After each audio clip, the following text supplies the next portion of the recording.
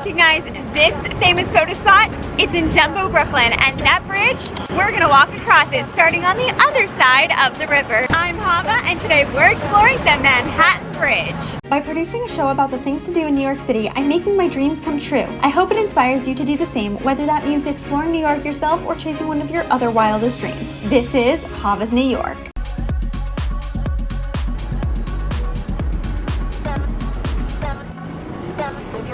We are right inside the entrance at the beginning of the path, and my first impression is, whoa, this must be totally underrated because there is no one here. It is just me. What?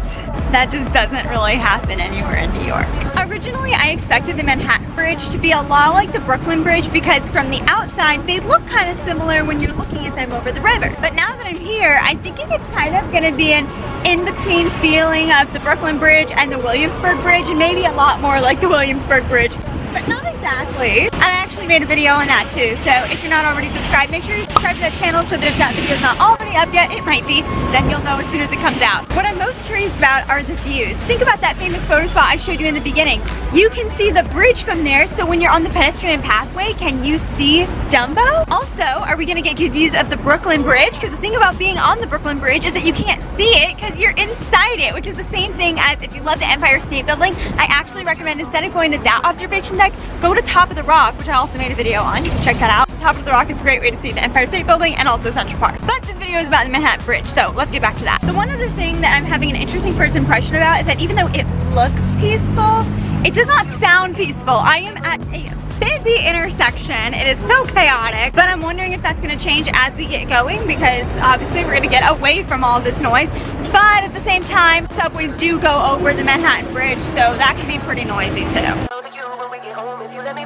As we start our walk, I should let you know that blogs say that it takes about 30 minutes to get across without stopping, so rather than just filming a boring 30-minute video walking across the bridge, which you wouldn't watch anyway, we're gonna start by talking about a little bit of information about this bridge. So first of all, you can get across by foot, bike, subway, or car, and as far as cars go, it is toll-free. And then there's some interesting history about the Manhattan Bridge. The Manhattan Bridge came about because of overcrowding on the Brooklyn Bridge and Williamsburg Bridge. Construction began in 1901, but the whole thing wasn't completed until 1909. And if we fast forward into the 21st century, it was reopened in June of 2001 after 40 years of being closed to pedestrians. And I'm so glad because that means we get this experience today.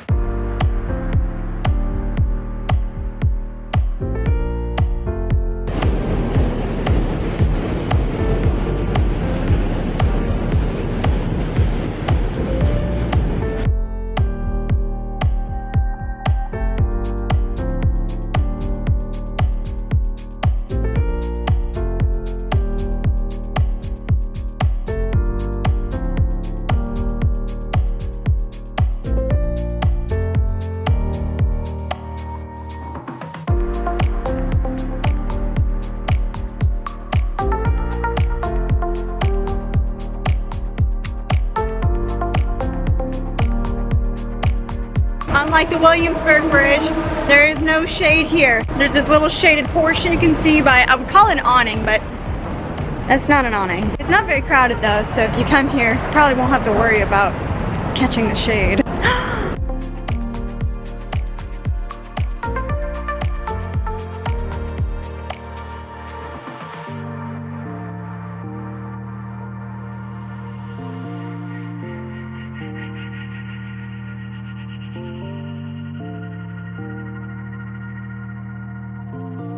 I definitely called it as far as getting great views of the Brooklyn Bridge from Manhattan Bridge. So if that's what you're going for, this is probably the place. I'll tell you what, if these views of downtown Manhattan that every step they feel like they get better and better, I can't get enough of it. Another difference I'm noticing between the Manhattan Bridge and the other two bridges is that the tower, I'm walking beside it as opposed to under and through it. Not that it's a big deal, but I'm just sort of pointing that out.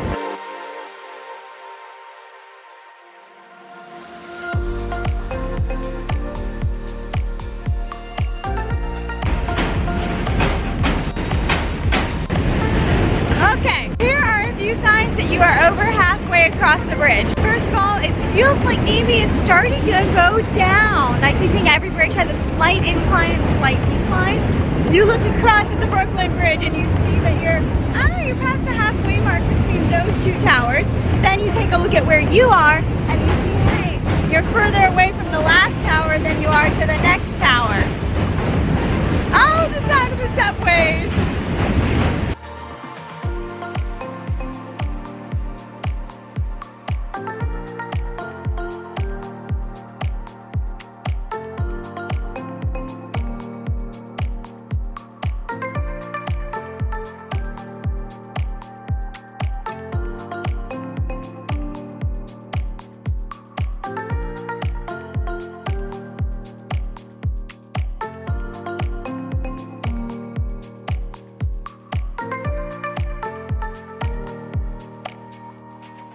Even though the famous view of the Manhattan Bridge is in Dumbo, I think it actually dumps you out in downtown Brooklyn. And it's nice because there's this lovely park and normal New York City noise levels, which may be still out, but normal New York City noise levels versus the chaotic intersection of the Manhattan side. On the note of the subway, you should know that there are 4 subway lines that cross here. We've got the B and D, which are 2 of the orange lines, the N and the Q, which are 2 of the yellow lines, and that does make it a bit of a loud walk in addition to some of the car noise and traffic from on the bridge and below. So for that reason, I wouldn't say it's the most peaceful walk unless to you, noise doesn't matter, and when it comes to peaceful or not peaceful, you're thinking about crowds. This is a Midsummer Friday, and although the place wasn't deserted, it was only one step up from that. There were very few people, and if any of them were tourists, they totally fooled me. The only tourist I encountered was someone just now who stopped me to ask in a foreign language that I do not know whether Little Italy was on the other side of the bridge. The path is also significantly narrower than the other 2 bridges that connect Manhattan and Brooklyn. Again, that's Williamsburg Bridge and the Brooklyn Bridge. And now that I've done all 3 bridges that connect Manhattan and Brooklyn, let's do a little quick comparison. The Manhattan Bridge is not quite as cool grunge as the Williamsburg Bridge, but it's also not quite as stunning as the Brooklyn Bridge. It's kind of its own animal. I wouldn't call it a hybrid either. The thing about the Manhattan Bridge that's amazing is that it has these stunning views of downtown Manhattan and the Brooklyn Bridge.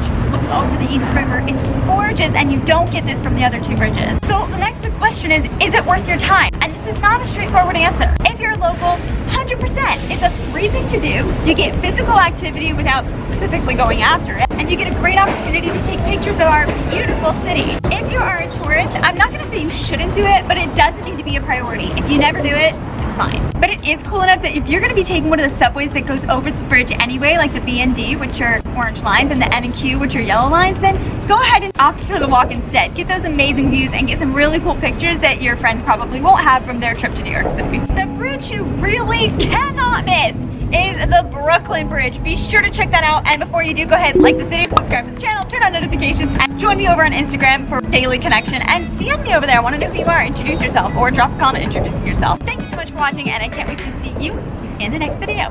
Bye!